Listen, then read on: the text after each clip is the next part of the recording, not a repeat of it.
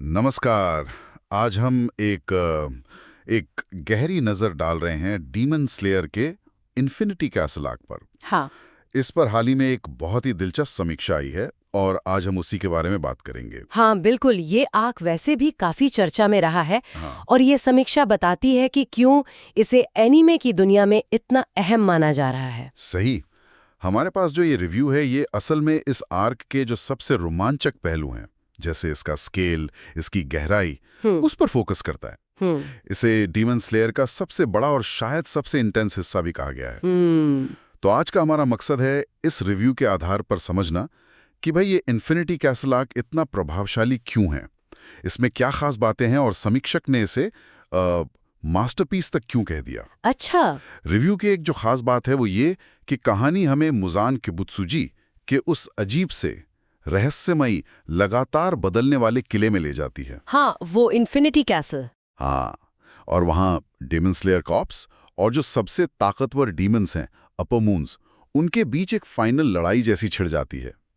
Review कहता है हर कदम पर सस्पेंस है, एक्शन है, मतलब माहौल एकदम तनाव वाला है। और ये बात दिलचस्प है कि कैसे रिव्यू इस किले को सिर्फ एक जगह नहीं मानता।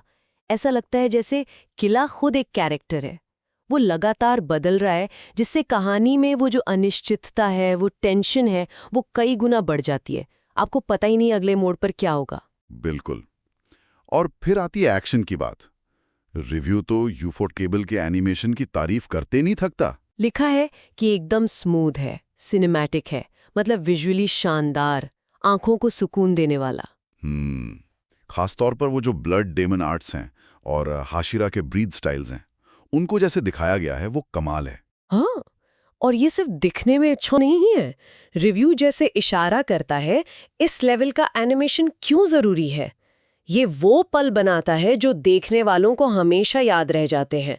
समीक्षा कहती है कि ये वो सीन्स हैं जिन्हें एनिमे इतिहास में याद रखा जाएगा। अच्छा। हाँ, तो ये फाइट सीन को सिर्फ मार-धाड़ नहीं रहने देता, उससे और गहरा और प्रभावशाली बना देता है। शायद इंडस्ट्री के लिए एक नया स्टैंडर्ड भी सेट करता है, कह सकते। एक्शन और एनिमेशन तो जबरदस्त हैं ही, पर रिव्यू ये भी साफ करता है कि कैरेक्टर्स का जो सफर है वो इस आर्क की जान है। बिल्कुल। तांजीरो का वो कभी न हार मानने वाला जज्बा, जेनित्सु की वो छुपी हुई ताकत जो अचानक सामने आती है। हाँ, वो तो कमाल था। इनोसुके का थोड़ा और मैच्योर होना, और हाँ, हाशिरा की अपनी बैक स्टोरीज, उनके बलिदान, रिव्यू में इन सब का जिक्र है। और यहीं पे वो भावनात्मक गहराई वाली बात आती है जिसका जिक्र रिव्यू में है। ये कैरेक्टर सिर्फ लड़ नहीं रहे हैं, वो अपनी लिमिट्स पुश कर रहे हैं, मुश्किल फैसले ले रहे हैं। रिव्यू इस बात पे जोर देता है कि कैसे उनके ये आँख, उनके रिश्ते, उनके त्याग कहानी को सिर्फ एक्शन से कहीं ज्यादा बनाते हैं। ये सिर्फ तलवारबाजी नहीं रह जाती, ये उनके अंदर की लड़ाई भी बन जाती है। सही कहा। रिव्यू इसे सिर्फ एक एक्शन आर्क नहीं मानता, बल्कि बलिदान और रिश्तों की एक दर्द भरी कहानी कहता है। इसे फैंस के लिए एक इमोशनल रोलर कोस्टर राइड बताया गया है। लिखा है कि कई बार शायद आंखें भी नम हो जाएं। और शायद यही वो कॉम्बिनेशन है जिसे रिव्यू इस आर्क की सबसे बड़ी खूबी मानता है। एक तरफ वो जबरदस्त सांस रोक देने वाली लड़ाइयां हैं और दूसरी तरफ किरदारों का दर्द, उनकी उम्मीदें, उनके रिश्ते। हाँ। ये तेज रफ्तार एक्शन और गहरी भावनाएं जब मिलती हैं तो कहानी पर एक अलग ही छाप छोड़ती हैं।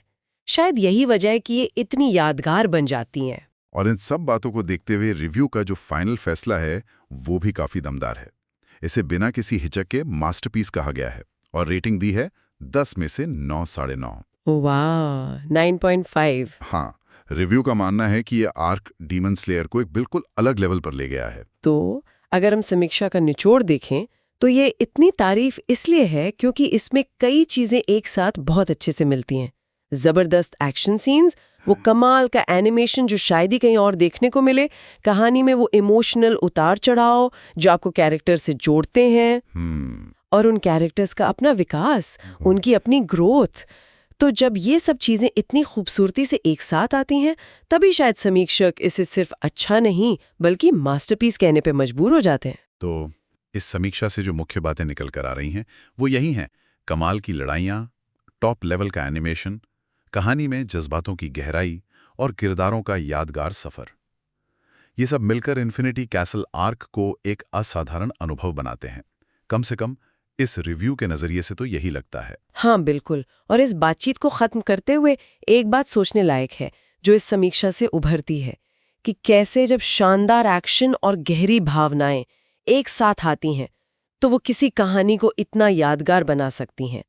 जैसा कि इस रिव्यू में बताया गया है, ये जो बैलेंस है ये शायद अच्छी कहानी कहने की कला का एक बेहतरीन उदाहरण है और इसका असर दर्शकों पर लंबे समय तक रहता है।